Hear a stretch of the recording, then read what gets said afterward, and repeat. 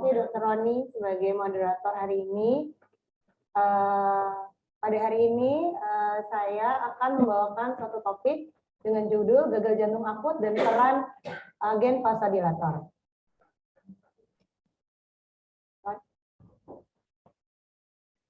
Secara per definisi kita tahu bahwa gagal jantung akut itu adalah jika terjadi perburukan tanda dan gejala dari gagal jantung sehingga membuat pasien datang ke rumah sakit. Nah, gagal jantung ini sendiri dapat bermanifestasi menjadi gagal jantung akut baru atau de novo dan gagal jantung dekompensasi akut yang terjadi pada pasien dengan gagal jantung kronis. Secara epidemiologi, gagal jantung akut ini sendiri merupakan salah satu penyebab utama pasien dirawat di rumah sakit pada usia lebih dari 65 tahun, yang tentunya berhubungan dengan tingginya tingkat mortalitas dan rehospitalisasi. Tingkat mortalitas in hospital pada pasien dengan gagal jantung akut berkisar antara 4-10%. Dan pasien dengan gagal jantung akut de novo ternyata memiliki tingkat mortalitas in hospital lebih tinggi dibanding dengan pasien dengan gagal jantung dekompensasi akut. Nah, kita harus mengetahui faktor-faktor apa saja yang dapat mencetuskan terjadinya gagal jantung akut. Di sini bisa kita lihat mungkin yang paling sering adalah sindrom koroner akut, kemudian peningkatan tekanan darah yang tiba-tiba, kemudian adanya takiaritmia atau bradiaritmia, anemia yang berat, dan penyebab-penyebab lain yang bisa kita lihat di tabel ini. Nah, pasien yang datang dengan suspek gagal jantung akut harus kita lakukan pemeriksaan diagnostik untuk memastikan apakah pasien ini benar-benar mengalami gagal jantung akut, di mana pasien harus kita anamnesa dan melakukan pemeriksaan fisik, kemudian nanti kita harus bisa melakukan pemeriksaan tambahan seperti EKG, pemeriksaan darah, lab darah, dan pemeriksaan ronsen yang dimana harus dilakukan dalam 2 jam pertama pada saat pasien datang. Kemudian ekokardiografi juga bisa disarankan untuk dilakukan dalam 72 jam pertama pasien datang.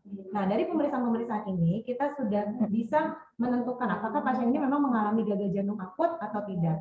Namun kalau kita masih ragu, kita dapat melanjutkan pemeriksaan dengan pemeriksaan natriuretic peptide. Nah, dari sini nanti kita bisa lebih melihat apakah pasien ini memang benar-benar mengalami gagal jantung akut atau tidak. Di sini bisa kita lihat tanda dan gejalanya yang mungkin sudah kita sering tahu ya. Jadi gejalanya memang ada sesak, kemudian ada ortopne, ada batuk, ada mungkin salah satunya bengkak-bengkak juga. Dan dari tandanya ada takipne, takikardi, adanya peningkatan JVP, adanya ronki yang bisa kita temukan dalam pemeriksaan fisik. Nah, dari pada gagal jantung akut ada pembagian berdasarkan clinical profiles yang didasarkan pada asesmen klinis dan profil hemodinamik. Nah, di sini ada dibagi menjadi 4 bagian yang dinilai berdasarkan adanya tanda hipoperfusi dan adanya tanda kongesi atau tidak. Ketika pasien datang dengan tanpa tanda kongesi dan tanda hipoperfusi, pasien masuk ke dalam kondisi hangat dan kering. Sedangkan pada pasien yang tidak mengalami hipoperfusi namun mengalami kongesi, berarti dia masuk ke hangat dan basah. Nah, sedangkan pasien yang masuk dengan tanda hipoperfusi tanpa kongesi, pasien itu masuk ke dalam golongan yang dingin dan kering. Dan yang paling berat adalah ketika pasien masuk dengan tanda hipoperfusi dan tanda kongesi. Nah, pasien datang dengan kondisi dingin dan basah. Nah, dari pedoman ISC yang dikeluarkan tahun 2021 tentang gagal jantung akut, pasien dengan gagal jantung akut memiliki 4 presentasi utama. Yang pertama adalah gagal jantung dekompensasi akut yang paling sering ini, di mana terjadi disfungsi ventrikel kiri yang akhirnya dapat menyebabkan akumulasi cairan. Nah, ini kejadiannya biasanya lebih bertahap. Kemudian biasanya kita bisa memberikan obat diuretik ataupun inotropik kalau pasiennya mengalami penurunan tekanan darah. Sedangkan yang kedua adalah pasien dengan edema paru akut. Nah, pasien ini terjadi peningkatan afterload atau terjadinya disfungsi diastolik dari ventrikel kiri yang akan menyebabkan terjadinya redistribusi cairan. Nah, ini akan biasanya kejadiannya lebih cepat dan pada kondisi ini kita bisa memberikan diuretik ditambah dengan vasodilator. Nah, ada 2 presentasi klinis lain yang memang lebih jarang, yaitu isolated right ventricular failure dan shock cardiogenik. Pasien yang datang dengan gagal jantung akut harus kita terapi dengan tepat karena ini akan menentukan mortalitas pasien dan rehospitalisasi pasien berikutnya. Jadi dari guideline ISC menyebutkan bahwa ada beberapa fase yang akan kita lewati dan itu harus kita lakukan dengan baik. Jadi yang pertama adalah fase immediate di mana kita harus sebisa mungkin kita menentukan etiologi, kemudian kita mengurangi gejalanya, mengurangi kongesi dan memperbaiki hipoperfusi. Jadi kita pada tahap ini kita harus memperhatikan sekali vital sign pasien, melihat apakah ada perburukan tanda dan gejala, kemudian kita menentukan nih pasien ini butuh masuk ke ICU atau tidak. Kalau misalnya pasien ternyata butuh intubasi, pasien ternyata respon terhadap oksigennya rendah, pasien hipotensi tidak tertangani atau berada aritmia, mungkin kita perlu memasukkan pasien ke ICU.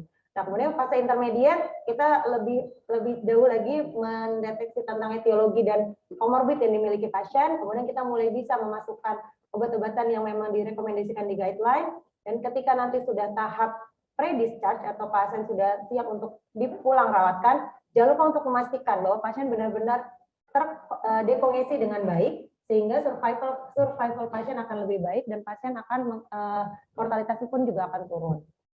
Nah, ini secara umum pasien yang datang dengan gagal jantung akut, yang pertama kita harus menentukan apakah pasien ini memiliki kondisi yang mengancam nyawa. Yang pertama, apakah ada tanda cardiogenic shock atau tanda gagal nafas. Kalau memang ada, kita harus tangani dulu baik dengan support ventilasi atau dengan support farmakologis. Kemudian kalau memang tidak ada, kita identifikasi etiologinya apa saja nih. Jadi di sini dari ISU dia menyebutkan ada suatu istilah yaitu CHAM-IT. Yang pertama adalah C-nya, etiologinya dari akut coronary syndrome. Yang kedua hanya hipertensi emergency, aritmia, kemudian mechanical cause atau misalnya ada sindrom koroner akut, P-nya pulmonary emboli, infeksi, dan tamponade. Jika kondisi ini kita dapatkan, maka kita harus tangani segera sesuai dengan etiologinya. Nah, kemudian kondisi ini harus dapat kita temukan dalam 60 sampai 120 menit pertama. Nah, untuk pasien yang datang dengan gagal jantung rekombinasi akut, kita harus pertama pasti pasien datang dengan kongesi, kita harus lihat dulu apakah pasiennya ada hipoperfusi atau tidak. Kalau misalnya tidak ada, kita bisa langsung berikan loop diuretik. Misalnya pasiennya belum kongesinya belum tercapai, kita bisa menaikkan loop diuretiknya atau mengkombinasi dengan diuretik yang lain. Tapi kalau ternyata terdapat tanda hipoperfusi, berarti kita harus selain memberikan diuretik, kita harus juga memberikan inotropik. Nah, dilihat lagi apakah kongesi dan hipoperfusi yang sudah perbaikan. Kalau perbaikan berarti belum perbaikan, berarti kita bisa menambahkan vasopresor. Kalau sudah kondisi perbaikan, berarti kita bisa mengoptimalisasi obat-obatannya. Sedangkan pada pasien dengan gagal jantung edema paru akut, kita yang pasti pastikan oksigen pasien cukup, kemudian jika kurang kita bisa berikan support ventilasi. Nah, baru kita melihat nih tensi pasien lebih dari 110 atau tidak. Kalau misalnya lebih dari 110, kita bisa memberikan loop diuretik dan vasodilator. Tapi kalau misalnya kurang dari 110 dan ada tanda hipoperfusi, kita berikan loop diuretik bersama dengan inotropik. Nah, ini adalah rekomendasi awal pasien dengan gagal jantung akut. Jangan lupa untuk pemberian oksigen. Jadi pemberian oksigen diberikan pada pasien yang saturasi oksigennya kurang dari 90% atau PO2-nya kurang dari 60.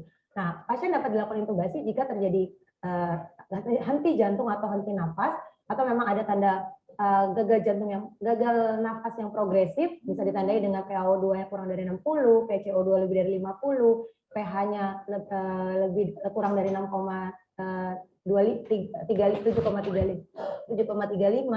Nah, kemudian diuretik sudah pasti kita berikan karena rata-rata pasien datang dengan kongesi. Nah, jangan lupa kita harus melihat apakah pasien ini sudah pernah diberikan diuretik sebelumnya atau tidak. Kalau sudah pernah diberikan, berarti kita memberikan 1 sampai 2 kali dosis oral yang biasa dikonsumsi. Sedangkan kalau pasien belum pernah, kita bisa memberikan dengan dosis kecil 20 sampai 40 mg. Nanti kita pantau urin dalam 6 jam pertama apakah mencapai 100 sampai 150 cc per jam. Kalau belum, berarti kita harus lihat, kita harus double doskan furosemidnya, atau kalau misalnya sudah tercapai, berarti kita bisa maintenance. Nah, inotropik digunakan ketika tekanan darah pasien kurang dari 90 dengan tanda hipoperfusi. Kita bisa menggunakan dobutamin mungkin atau dopamin. Nah, jika masih belum berhasil, kita juga bisa menggunakan vasopresor, di mana kita bisa menggunakan salah satu yang paling sering mungkin adalah norepinefrin. Nah, sekarang di mana sih tempatnya agen-agen vasodilator? Mungkin teman-teman sering menemui adanya penggunaan agen vasodilator pada pasien-pasien dengan gagal jantung akut. Nah, seperti kita ketahui bahwa salah satu ciri utama dari gagal jantung akut adalah adanya kongesi. Nah, kongesi ini bisa terjadi di pulmonal ataupun di perifer. Nah, kongesi ini ternyata dua mekanisme utamanya adalah retensi cairan dan redistribusi cairan. Jadi pada pasien dengan gagal jantung akut, yang terjadi disfungsi LV itu akan menyebabkan cardiac output menjadi turun. Nah, penurunan cardiac output itu akan menyebabkan terjadinya aktivasi dari neurohormonal yang akan menyebabkan terjadinya retensi cairan dan garam dan natrium. sehingga itu akan menyebabkan terjadinya retensi cairan yang menyebabkan adanya kongesi paru ataupun kongesi di perifer. Sedangkan bisa juga pada kondisi akut gagal jantung akut terjadi vasokonstriksi baik di vena maupun di arterial, di mana ketika terjadi vasokonstriksi di vena akan menyebabkan peningkatan venous return yang meningkatkan preload, sedangkan vasokonstriksi di arterial itu akan menyebabkan peningkatan afterload. Nah, peningkatan tekanan kedua hal ini akan meningkatkan tekanan pengisian ventrikel kiri yang akhirnya akan menyebabkan redistribusi cairan ke paru yang akhirnya akan menyebabkan kongesi di paru. Nah, ini bisa kita lihat dari mekanisme tadi, ternyata akan menimbulkan profil klinis pasien gagal jantung akut menjadi dua. Yang biasa kita sebut pertama dengan cardiac failure, itu ketika terjadi ketika terjadi retensi cairan yang biasanya terjadi pada pasien dengan gagal jantung dekompensasi akut, di mana kita utamanya memberikan diuretik. Sedangkan yang kedua adalah vascular failure, di mana mekanisme utamanya adalah redistribusi cairan, dan pasien biasanya terjadi pada gagal jantung akut yang baru atau de novo, dan tata laksana utamanya adalah diuretik ditambah dengan vasodilator. Nah, ini adalah peran vasodilator. Jadi vasodilator itu akan mendilatasi vena dan arterial sehingga mengurangi preload dan afterload yang akhirnya akan mengurangi tekanan pengisian ventrikel dan mengurangi kongesi. Nah, vasodilator intravena ini sendiri bisa sangat efektif diberikan pada pasien yang mengalami edema paru akut yang disebabkan karena adanya redistribusi cairan dengan adanya retensi cairan yang minimal. Nah, ini dari penelitian dilakukan Korstian itu ditemukan bahwa nitrogliserin itu memiliki benefit yang cukup jelas terhadap hemodinamik dan mikrosirkulasi jaringan pada pasien-pasien dengan gagal jantung akut. Kemudian berdasarkan Cotter et al, di mana pemberian isosorbit dinitrat dosis tinggi ditambah dengan ditambah dengan furosemid dosis rendah dibandingkan dengan pemberian nitrat dosis rendah dan furosemid dosis tinggi, ternyata yang diberikan nitrat dosis tinggi itu kebutuhan akan mechanical intubation, mechanical ventilation dan kejadian myocardial infarct juga ternyata lebih rendah. Nah, dari Lev et al dia juga menyebutkan bahwa nitrogliserin dosis tinggi itu berhubungan dengan berhubungan dengan penurunan terjadinya endotracheal intubasi, penggunaan BiPAP ataupun masuknya pasien ke ICU. Nah, jadi ternyata penggunaan nitrogliserin itu memang masih bisa menjadi terapi yang kita gunakan pada pasien-pasien dengan gagal jantung akut. Nah, berdasarkan guideline yang ada, dari guideline IEC 2021 dikatakan bahwa kita bisa memberikan vasodilator pada pasien gagal jantung akut dengan tekanan darah lebih dari 110. Pada guideline AHA tahun 2022, kita bisa memberikan vasodilator bersamaan dengan ditambahkan dengan diuretik pada pasien yang dengan gagal jantung dekompensasi akut yang tidak mengalami hipotensi. Dan pada guideline Canadian Cardiovascular Society juga disebutkan bahwa nitrogliserin bisa diberikan pada pasien yang dengan gagal jantung akut dan hemodinamiknya stabil, yaitu tensi di atas 100. Nah, nitrogliserin ini sendiri adalah suatu vasodilator yang sangat kuat dengan ada juga vasodilator terhadap arterial, di mana dia dapat mengurangi kongesinya dengan venodilatasi secara langsung, sehingga kita bisa mengurangi tekanan pengisian ventrikel kiri, wall stress, dan kebutuhan oksigen dari miokardium, sehingga pasien akan mengalami perbaikan lebih cepat.